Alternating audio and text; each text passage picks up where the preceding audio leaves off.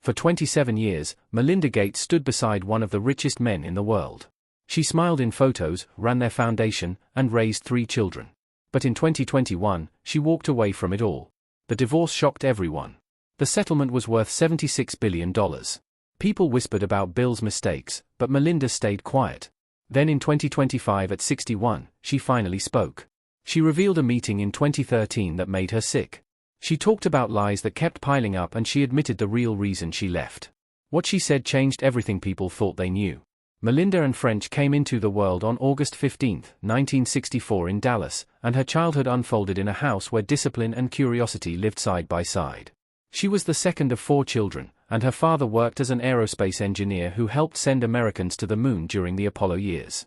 Her mother stayed home and shaped the rhythm of the family with routines, values, and expectations that felt steady and warm. Their neighborhood was comfortable, never extravagant, and her father knew that raising 4 children meant planning ahead. So, in the late 1970s, he started a rental property business to make sure every one of them could go to college. This turned into a family effort, and Melinda found herself with a paintbrush in her hand by the time she was 10. Weekends meant painting walls, scrubbing floors, and learning small repairs.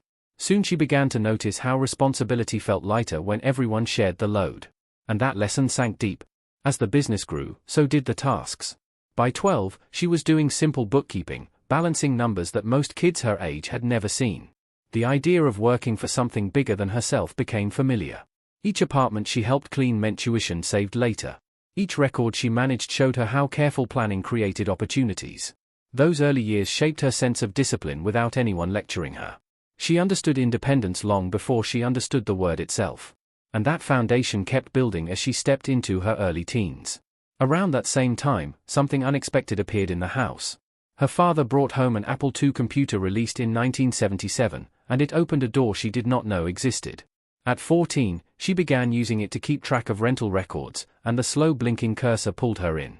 She taught herself basic, typing commands over and over until simple programs responded to her ideas. Very few girls touched coding then, and yet she found it comforting. The machine did not care about age or gender. It cared only about logic. She loved that. Hours passed while she wrote tiny scripts that solved small problems in the rental business. She started to feel that technology could help make sense of the world. And that feeling stayed with her. Her curiosity grew even stronger when she entered Ursuline Academy in 1978. The school challenged every student, and Melinda liked that pressure. She worked hard in every subject, especially math and science. And the teachers noticed her seriousness. Ursuline was one of the first schools in Texas to bring computers into classrooms, and that decision changed her path. She found computer science classes both exciting and intimidating. And every project pushed her deeper into the field she already loved. When she graduated in 1982 as valedictorian, she carried with her not just top grades, but a steady confidence that technology could shape the future. Her time there made something clear. She wanted to be part of that future. Not long after, she took her first paid job tutoring younger students in math and programming. It was the early 1980s, and very few girls taught coding to anyone. Yet she stood in front of struggling students and explained lines of basic code for $5 an hour. It was good money for a teenager, but more importantly, she learned how much she enjoyed helping others understand difficult things. She noticed how teaching sharpened her own thinking, and the confidence she gained from those sessions stayed with her. When she arrived at Duke University in 1982, all those early lessons followed her. She stepped into classrooms where she was often one of the only women studying computer science, and the energy felt different. Male students shouted answers without hesitation, and she felt the shift instantly. Her high school experience had been encouraging and balanced, but this environment sometimes felt overwhelming. In one of her first CS classes, the professor used a programming language she had never seen before. That moment made her doubt herself. But the doubt did not last. She pushed through. She studied harder. She learned faster.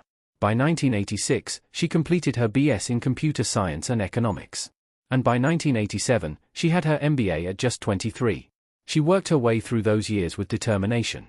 Later serving as a Duke board trustee from 1996 to 2003.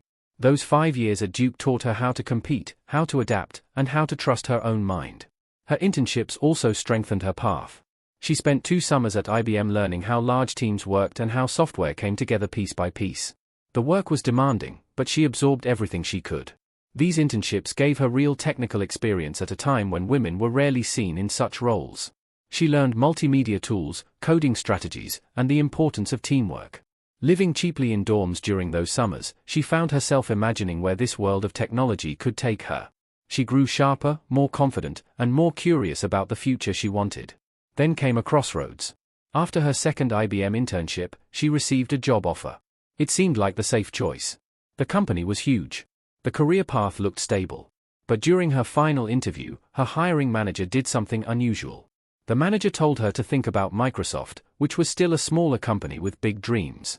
That advice surprised her and even scared her a little. Starting over in Seattle did not feel simple. Yet she listened. She wanted growth, not comfort. So in 1987, she turned down IBM and joined Microsoft instead. Looking back, she said it was the decision that changed everything. She arrived at Microsoft in August 1987 as a 23-year-old product manager with a fresh MBA and a quiet determination to contribute something meaningful. Her early work revolved around multimedia products, which were still new territory in technology. One of her first major projects was Cinemania, a movie guide built on CD-ROM that launched in 1992. It blended movies, trivia, cast details, and interactive features in a way most people had never seen. The project sold more than 200,000 copies in its first year and showed that digital entertainment could be both practical and fun. That success helped her find her place inside the company. Not long after, she led the team that created Enata in 1993. Enata became one of the most important digital encyclopedias of its time. It combined text, photos, audio clips, and video into a single product. And by 1995, it had sold over 1 million copies. Families used it for homework. Schools adopted it. Computers around the world carried it, and she guided every stage of the process from design to content to the way users interacted with it. Enata showed her how powerful well-executed technology could be. Alongside these projects, she managed products like Publisher, Bob, Money, Works, and multimedia parts of Word. Each project came with its own challenges. Microsoft Bob became her most difficult one. Bob tried to make computers friendlier by using a virtual house interface. But the hardware of the time was not ready for it. The program struggled and was discontinued. Yet, she carried valuable lessons from the experience. Failure did not diminish her. If anything, it made her stronger and more willing to try bold ideas. By the early 1990s, she had become general manager of information products, guiding teams of more than 100 people and leading innovations that pushed Microsoft's multimedia success to nearly 90% market share. Her leadership helped the company become a global force. Her decisions shaped software used in homes across the world, and her reputation grew quietly but steadily. In 1996, she helped pioneer Expedia, a project that transformed how people booked travel. Real-time flight prices, online reservations, and a user-friendly interface made it one of the fastest-growing digital travel services of the era. By 1998, it generated $250 million in bookings. By 2002, it brought in more than $590 million in revenue and employed over 400 people. The company grew faster than most expected, and her guidance played a central role in that rise. During these same years, she also dealt with the pressure of Microsoft's antitrust battles in the 1990s. The Department of Justice investigated the company for monopolistic practices, and every division felt the weight of scrutiny. Her team focused on product quality and user experience while navigating those challenges, and Microsoft held its position as the leading software company despite constant legal tension. Behind all the work, something personal was unfolding quietly. In 1987, she and Bill Gates began dating, but they kept the relationship secret because of workplace rules. They spent 3 years building a partnership that was both personal and intellectual. On January 1, 1994, they married on the island of Lana in Hawaii in a small ceremony with only about 20 guests. She entered that marriage with a clear sense of equality. She negotiated a strong prenup that ensured she would be an equal partner. And the quiet confidence behind that choice revealed the same independence she had carried since childhood. Melinda French walked into Microsoft in 1987 as a young product manager who loved solving problems more than being noticed. She started on small projects, then moved quickly into bigger ones like Microsoft Bob, Enata, and Word. By 1994, she was running a huge group as General Manager of Information Products, leading more than 1,700 people and shaping the consumer side of Microsoft that millions of families used at home. During this same period, she married Bill Gates, who was already famous as Microsoft's chief executive. Yet, inside the company, she kept her badge, her office, and her workload. People who worked with her say her promotions were earned in rooms where no one cared about her last name, only if the product shipped and the work got done. She stayed in that pressure cooker through her first pregnancy, still running teams and products while her personal life changed. By 1996, she was 32 and standing at a crossroads. She could keep climbing inside one of the most competitive companies in the world, or she could walk away and raise her children. She chose to leave. That decision closed a 9-year chapter in which she had helped shape Microsoft's culture on the consumer side and opened a very different one that would slowly pull her out of corporate life and into philanthropy. Right before she left, she helped push one last big project over the line. In 1996, Melinda played a senior role as Expedia grew from an internal idea into a real business. Richard Barton led the day-to-day team out of Microsoft's Redmond campus, but Melinda was one of the executives guiding strategy, backing the idea that people would someday book their travel online. Microsoft poured money into Expedia, then spun it out in 1999 as a separate public company so it could breathe on its own, recruit talent with stock options, and move faster. Years later, by 2025, Expedia Group would sit at a market value of about $19.39 billion with $13.7 billion in revenue for 2024 and more than $110.9 billion in gross bookings. The travel site that began as a side project inside Microsoft had become a global giant, and Melinda's early bets helped it outrun rivals like Travel Velocity. Even as she succeeded, the air inside Microsoft never felt easy. Melinda later described the culture as loud, sharp, and competitive in a way that often pushed women to the edge. At one point, early in her career there, she almost quit because the meetings felt more like arguments than conversations. Still, her calm style and technical skill kept her moving upward. Over time, she began quietly mentoring women, recruiting talent, and modeling a softer, more collaborative way of leading in a place many employees saw as a classic male-heavy environment. She also saw from the inside how powerful men behaved at work, including Bill's early attention to some female staff members. And that tension sat with her for years as she tried to align her values with the world she lived in each day. By the time she left in 1996, her stock options had turned her into a very wealthy woman. Microsoft's share price had soared, and even before there was a formal foundation, Melinda had the means to live any way she wanted. Instead of only building personal wealth, she began shifting stock into a different kind of future. Over the next years, she and Bill moved billions of dollars in Microsoft shares into what would become the Bill and Melinda Gates Foundation. By the early 2000s, the couple had already donated around $20 billion to the foundation, turning it into the largest philanthropic organization of its kind. Her own net worth would still stand in the tens of billions, around $17.4 billion by 2025.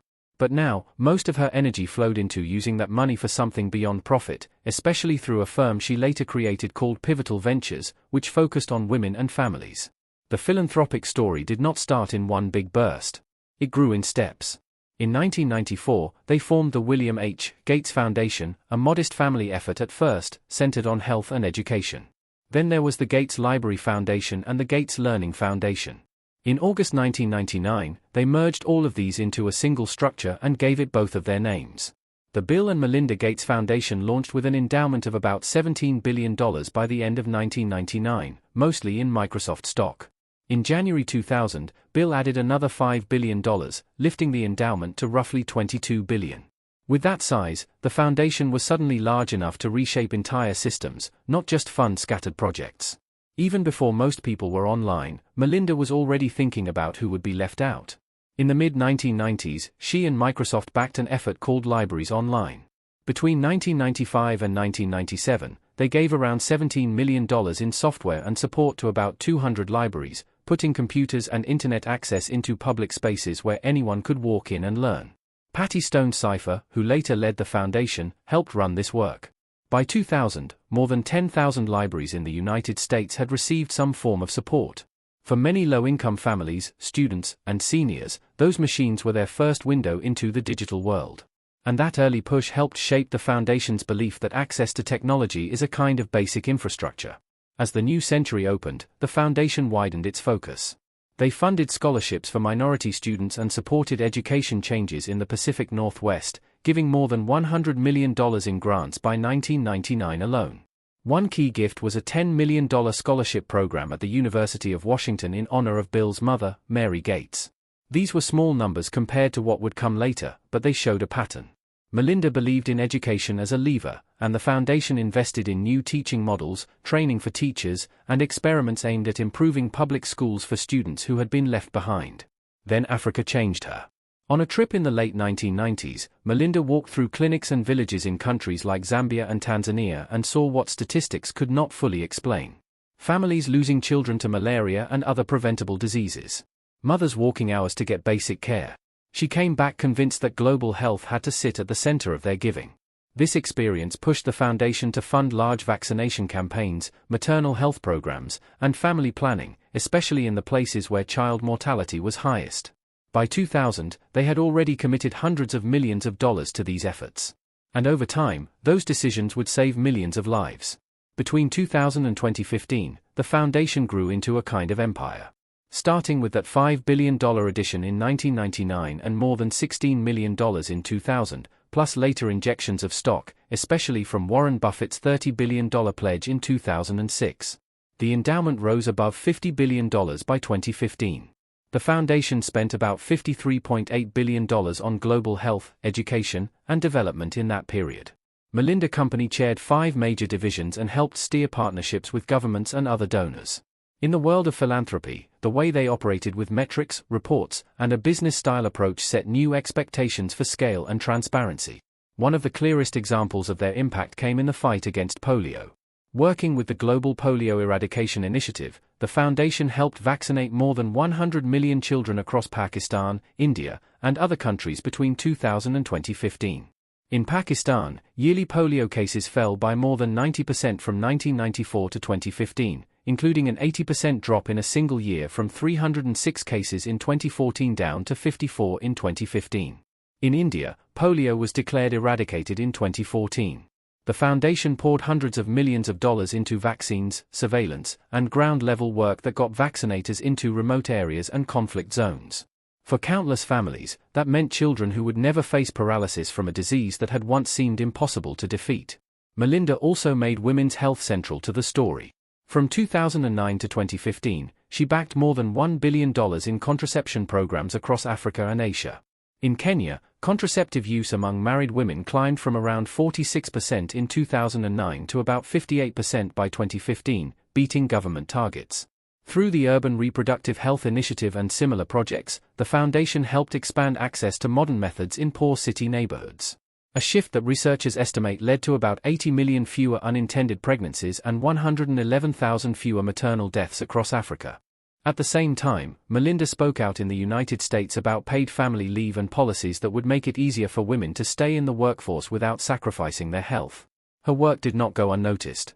In 2016, she and Bill received the Presidential Medal of Freedom from President Barack Obama, the highest civilian honor in the United States in recognition of roughly $36 billion in grants that had been made since 2000. Around the same period, France awarded her the Legion of Honor for her contribution to global health and development. Those medals were symbolic, but they confirmed something real. A woman who had once quietly shipped software from a cubicle was now known around the world as one of the most influential figures in modern philanthropy. At the same time, Melinda was building something separate from the foundation. In 2015, she created Pivotal Ventures, a company designed to invest in ideas and organizations that would speed up progress for women and girls. Pivotal backed projects in politics, mental health, caregiving, economic security, and women in technology and media. By 2025, it had put hundreds of millions of dollars into more than 150 organizations, including startups like Papa, which connects college students with older adults who need support, and many efforts to shift the way the economy values the work women do. Her guiding idea was simple. If more women controlled more resources and power, the world would change faster. While her public work grew, her private life was becoming more complicated. In 2017, a woman who worked at a bike shop partly owned by a firm tied to the Gates family accused Bill's longtime money manager, Michael Larson, of sexual harassment. Bill initially tried to resolve the matter quietly, but Melinda pushed for an outside investigation by an independent law firm. The woman signed a settlement and a non-disclosure agreement. Yet Melinda was not satisfied. She pressed for a deeper look at the culture of Cascade Investments, the secretive firm that handled Bill's fortune. Larson denied any wrongdoing, but the episode added tension to a marriage already under strain, and marked a shift in how Melinda approached problems. Instead of quietly absorbing them, she demanded public accountability. Then in 2019, Microsoft's own board began investigating Bill. A female engineer alleged that she had been involved in a long relationship with him that started in 2000 while he was still chairman. The board hired outside lawyers and Microsoft later confirmed that Bill had sought a relationship with the employee. While Bill said he left the board in March 2020 to focus on philanthropy, people close to the situation said the investigation played a major role in that decision. The story emerged during the height of the Me Too movement and chipped away at the public image of the careful, disciplined engineer. It also deepened the emotional storm inside Melinda's life, where work, marriage, and reputation had always been tightly linked. Another source of pain was Bill's connection with Jeffrey Epstein. In September 2013, Melinda accompanied Bill to Epstein's townhouse in New York. On the same day, they received a public service award at the Pierre Hotel. She later said the visit made her feel sick. She described Epstein as evil personified and regretted ever walking through his door. When she learned that Bill continued to meet with Epstein after that, she became furious and told him clearly that this relationship was a serious sore spot. Bill would later admit that meeting Epstein was a huge mistake. But by then, his association with a convicted sex offender had already become a major crack in their marriage and a major source of fear and anger for Melinda. While all this was unfolding, she tried to keep focusing on her work. In April 2019, she published her book Moment of Lift, which told stories from her travels and made a strong case for lifting up women as the fastest way to lift up families and societies. On the surface, the book read like a confident call for equality. Behind the scenes, she was dealing with panic, nightmares, and a sense that the life she had built around her husband was no longer stable. Writing the book forced her to revisit painful memories of being one of the few women in male-heavy spaces and to confront how much of herself she had set aside to support Bill and the foundation. Later that same year, during a trip to New Mexico, the pressure finally broke through. Friends say Melinda suffered what felt like a vivid nightmare while awake. A kind of breakdown that showed just how deep the damage had gone. When she returned from New Mexico in late 2019, she began serious divorce talks.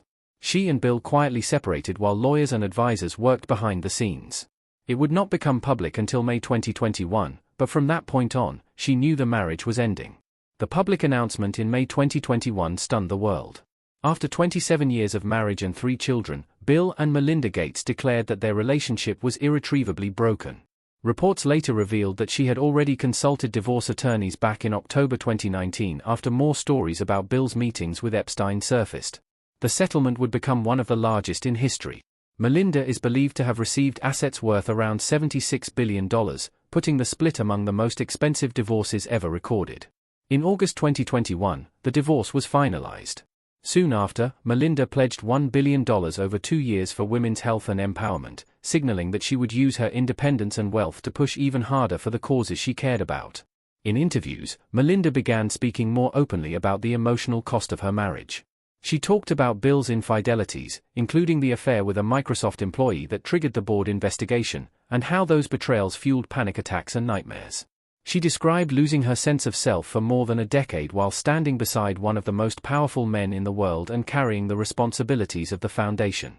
Therapy helped her slowly rebuild her identity and respond to what had happened without betraying her own values. Her honesty resonated with many women who saw their own stories on a smaller scale.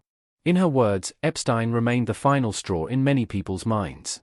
Melinda repeated in later interviews that his presence in their lives was a turning point. She had warned Bill early, and when he continued to meet with Epstein even after the financier's death in 2019, it signaled to her that they did not share the same boundaries or the same judgment. She saw his association with a known abuser as something she could not accept. After the divorce, Bill publicly called the relationship with Epstein a substantial error in judgment, while Melinda focused more on supporting victims and advocating for accountability. In May 2024, another break became official. Melinda stepped down from the Gates Foundation, leaving Bill as sole chair. For more than 20 years, she had helped build and guide the institution that carried both their names. Now, she was walking away from that shared platform to concentrate fully on her own path. She promised to direct at least $1 billion over 2 years into projects focused on women and girls, and said that leaving the foundation would let her align her time and resources more directly with her personal mission. Her departure raised questions about the future of the foundation and also highlighted how few women had ever held that kind of power in global philanthropy. After the divorce, Melinda began to share small glimpses of her new life. She spoke about being in a very happy relationship and about feeling more at peace. She invested more through pivotal ventures, backed new initiatives, and kept returning to the same central theme. When women have power, families, communities, and economies all benefit. Her story became less about being the wife of a famous founder and more about a woman who rebuilt herself after a public and private storm. By the mid-2020s, her financial picture remained enormous with an estimated net worth near $15.2 billion. A large share of that was committed directly or indirectly to solving deep problems that affect women and girls. Through pivotal ventures, she had put hundreds of millions into more than 150 organizations. These ranged from companies in technology and finance to media projects and political efforts aimed at increasing women's representation and changing caregiving policies. Her money was also present in more specific places on the map.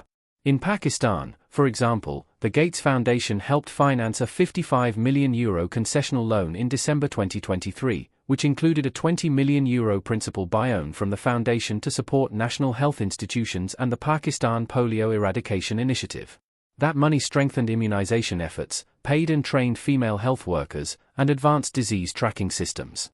It also inspired local programs that used her model of investing in women-centered projects, including fintech services for women who wanted more control over their finances. In 2025, Melinda's voice became even more personal. She released a memoir titled The Next Day in April of that year.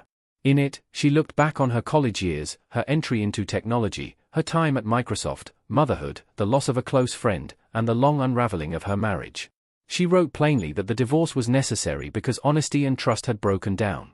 She described intimacy as impossible when dishonesty sits in the middle of a relationship. She wrote about panic attacks and nightmares and how therapy taught her to respond to betrayal without betraying herself. She also revealed that the separation played out in secret for more than a year before the world knew anything. Around the same time, she went on The Late Show with Stephen Colbert and spoke directly to millions of viewers. In that April 2025 interview, she said she had to leave the marriage because there was not enough honesty to sustain real trust. She explained how therapy had helped her keep her integrity and confirmed that she was now in a pretty great relationship. Watching her talk, people saw a woman who had lived inside one of the most high-profile partnerships in the world and then walked away to define herself on her own terms.